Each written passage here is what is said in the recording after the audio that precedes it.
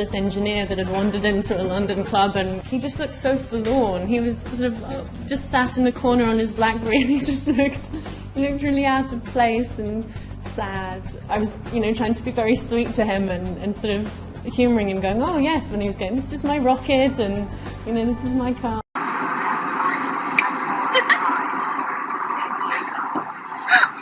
I would be really happy if we crashed someday.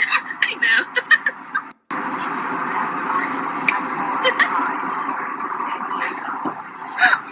I would be really happy if we crashed someday. I know.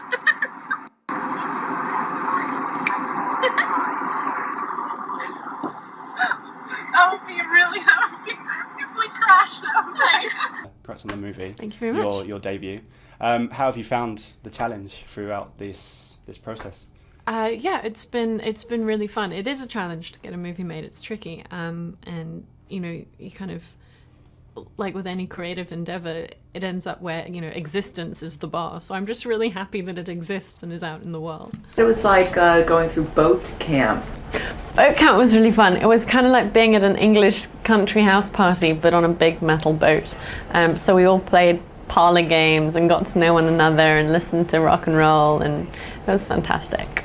Did you like sleeping in those tiny little cabins? I loved it. It was really fun. I love boats and I love being by the sea, and just made friends with all these incredible guys. And Emma, who's Richard Curtis's girlfriend, she put lovely sweeties, candy in the rooms for us, and they Richard and Emma just made it really kind of homely and fun, and yeah, it was great.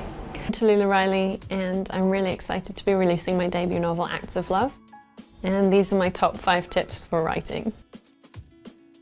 Something really important is to protect your writing time fiercely and make sure that you carve out chunks of time where you can sit and think and mull things over and do the actual writing, and really make sure that's as important to you as anything else. I can imagine for a film like this, because it's, I guess, independent and you've had to do a lot of it yourself, it was quite a long process to go from the beginning to get financing and then obviously get the film out there now. Yeah, I think it's been about 4 years in total. Oh, wow. Yeah.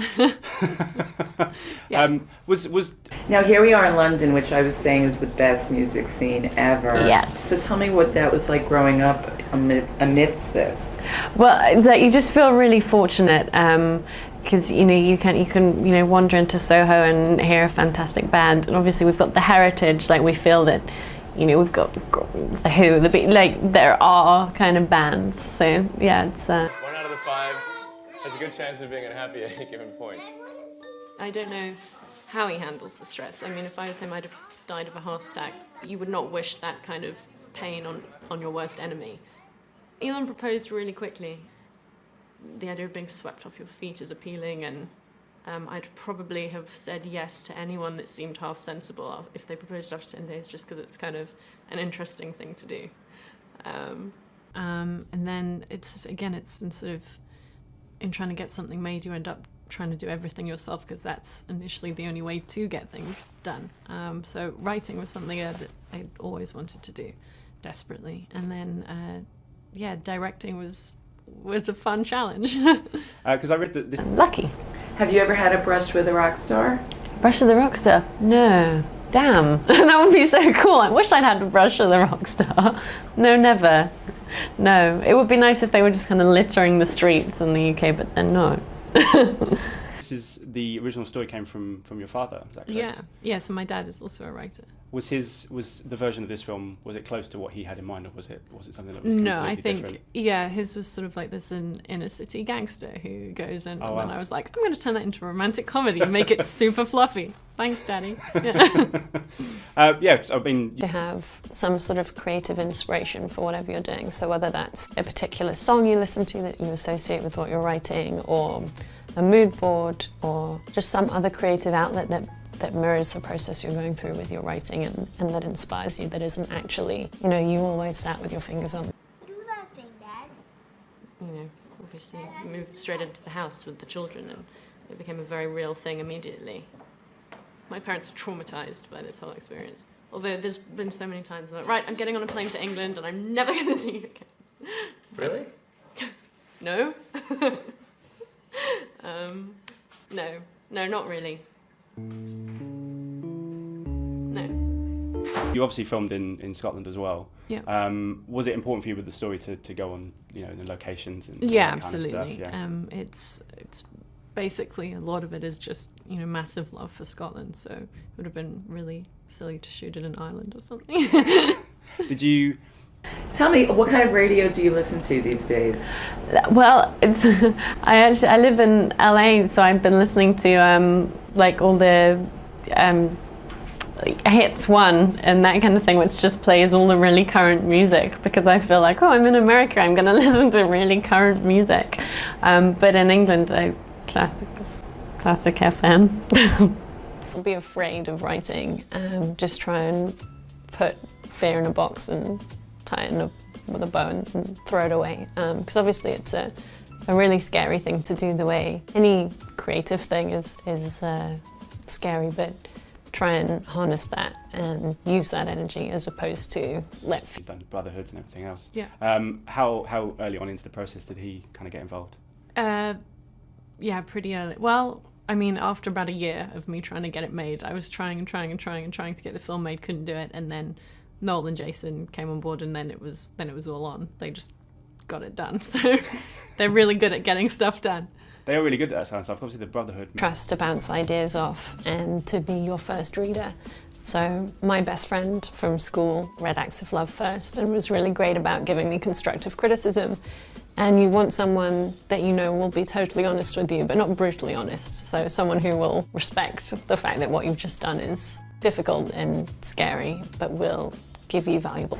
Could you imagine if we lived in a time where they actually banned certain things from the radio? No, can you believe that? And that really, it wasn't that long ago. And in England, it was illegal to broadcast the music that we were creating, that everybody wanted to listen to. That's crazy. It's been great. It's been a while since, I think you premiered this at the Edinburgh Film Festival last year. Yeah. Has it been quite a long process? Obviously you said it was a long process getting it made, but in terms of getting it into cinemas as well, has that Yeah, well, been I think quite a they've long been process? doing the last one in the trilogy, so they've been distracted. Well, fair enough. How was it? What's your next project? I've just been filming St. Trinian's 2, which is a sequel to a film, St. Trinian's, which is actually coming out in America. It's about English girls' boarding school. It's like Mean Girls crossed with Harry Potter. And Christopher Nolan's next film. Wait, Mean Girls crossed with Harry Potter. Right, it's awesome. What's your role in that? I put kind of the Lindsay Lohan, kind of like the new girl that comes and then gets bullied and doesn't fit in, but then eventually. Nice time, and then we went out afterwards. It was great. You said about your love of writing. Obviously, you've got your novel coming out as well. Or Yeah. you had a novel come out now Yeah, as my well. novel just came out this month. Was writing a screenplay? What was the kind of the difference between the two? Was it more challenging? It's a lot faster to write a screenplay. Yeah. Just finish whatever you're doing. I left Acts of Love in a metaphorical drawer for a year. I'd written the first 8 chapters and then just didn't write the last chapter for a year. And it sort of bothered me the whole of that year. And then when I finally took it out and finished it, there was a real sense of achievement just in the fact that it existed as a completed thing. So even if it doesn't feel like it's going very well, just keep going all the way through. Fits in with the crazy school. The headmistress is Rupert Everett in drag. It's great. Rupert Everett, that's gorgeous. I know. It's like this. You have to understand British humour in order to get it, but it's really funny. And that's coming out in the States? Yes, that's coming out this fall. I'm looking forward to that. I love this movie. Oh, again. Thank you so much. Thank you. Okay. Lovely. Nice to meet you. It's nice to meet